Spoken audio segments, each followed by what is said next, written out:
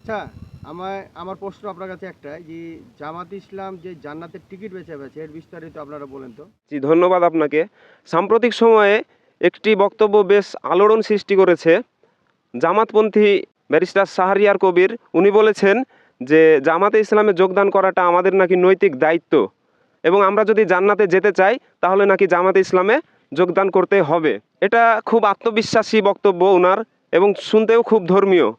কিন্তু আমার প্রশ্ন হচ্ছে, এটা কি তার নিজের ভাষা, নাকি কোরআনের ভাষা, নাকি রাজনীতির ভাষা ধর্মীয় পোশাকে? আজকে আমরা এই কথাটা আবেগ দিয়ে নয়, আমরা আজকে দেখার চেষ্টা করব যুক্তি, নৈতিকতা এবং ধর্মীয় দৃষ্টিকোণ থেকে। জান্নাতের মানদণ্ড আসলে কি? ইসলামে জান্নাতের মানদণ্ড খুবই পরিষ্কার: ঈমান, সৎ কাজ এবং সৎ নিয়ত। কোথাও কিন্তু বলা হয়নি যে নির্দিষ্ট কোনো দল, নির্দিষ্ট কোনো সংগঠন। কুরআনের ভাষায় জান্নাতের বিষয়টা ব্যক্তিগত দায়বদ্ধতার বিষয়, কোনো দলগত সদস্য পদের বিষয় না। যদি কেউ বলে যে এই দল না করলে জান্নাতে যাওয়া যাবে না, তাহলে যেন মনে হচ্ছে যে ঈমান, আমল, সৎ নিয়ত এগুলো সবই বৃথা। মানে দলীয় কার্ড নাই, আপনি জান্নাতে যেতে পারবেন না, ব্যাপারটা এইরকম হাস্যকর আর কি। একটু গভীরে যদি আমরা যাই, তাহলে কেউ যদি বলে যে এই দলটা করলে জান্নাতে যাওয়া যাবে, তাহলে সে এখানে মূলত তিনটা জিনিস বোঝানোর চেষ্টা করে।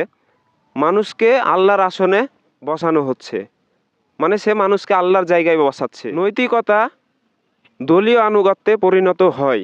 ভিন্নমত মানেই নৈতিকভাবে সন্দেহজনক। এটা তখন আর ধর্মীয় আহ্বান হয় না, হয়ে যায় নৈতিক ব্ল্যাকমেল। এখন নৈতিকতা শব্দটা একটু খোলসা করা যাক, তাহলে কি বোঝা যাবে? যে নৈতিকতা হচ্ছে ন্যায়পরায়ণতা, সততা, মানবিক মূল্যবোধ। এই বিষয়গুলো, মানবিক গুণাবলীগুলো কি শুধু মানে যে কোনো নির্দিষ্ট দলেরই ব্যানারেই থাকে, নাকি মানুষের বিবেক থেকে আসতে হয়? একটা মানুষ দল করেও দুর্নীতিবাজ হতে পারে, আর একটা মানুষ দল না করেও সৎ, ন্যায় নীতিবান হতে পারে। সুতরাং নৈতিকতা কোনো পার্টি অফিসে তৈরি হয় না, এটা মানুষের ব্যক্তিগত সাধনার মাধ্যমে, ব্যক্তিগত চরিত্রে ফুটে ওঠে। মুহূর্তে বলা হয় যে নৈতিকতা অর্জন করতে হলে এই দলের অধীনে আসতে হবে, সেই মুহূর্তে আসলে নৈতিকতা মারা যায়। ইতিহাস আমাদেরকে একটি কঠিন শিক্ষা দেয় যে যখন একটি নির্দিষ্ট রাজনৈতিক কাঠামোর মধ্যে বেঁধে ফেলা হয়, তখন ধর্ম আর মুক্তির পথ থাকে না, হয়ে যায় ক্ষমতার হাতিয়ার। ভিন্নমত আর ভিন্নমত থাকে না, হয়ে যায় অপরাধ। জান্নাত তখন আখিরাতের বিষয় আর থাকে না, দলীয় স্লোগানে পরিণত হয়। আর এখান থেকেই তৈরি হয় ধর্মীয় ফ্যাসিবাদ। শাহরিয়ার সাহেবের এই বক্তব্যের পৌরাণিক কোনো দলিল নেই, ফিকহি কোনো ঐক্যমত নেই, নেই কোনো নৈতিক দর্শনের ভিত্তি।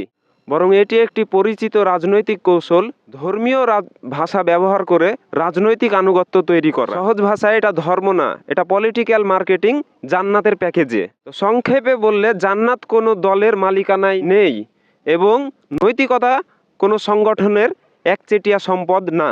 আপনি রাজনীতি করতে পারেন, দল করতে পারেন, কিন্তু দয়া করে আল্লাহর জান্নাতকে কোনো রাজনৈতিক দলের প্রবেশ পথ বানাবেন না। কারণ শেষ পর্যন্ত আল্লাহ আপনাকে জিজ্ঞেস করবেন না যে তুমি কোন সংগঠন বা কোন দল করেছিলে।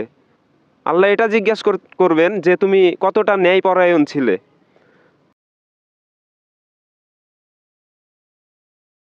জামাতে ইসলাম করাটা আপনার আমার নৈতিক দায়িত্ব।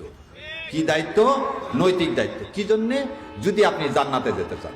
আর জান্নাতে যেতে না চাইলে কোনো সমস্যা নাই, কারণ ৭২-এর মধ্যে প্রথম কাতারে থাকতে চাইলে, জান্নাত পেতে চাইলে জামাত ইসলাম করতে হবে। এর মধ্যে আর দ্বিতীয় কোনো অপশান নাই বাবা।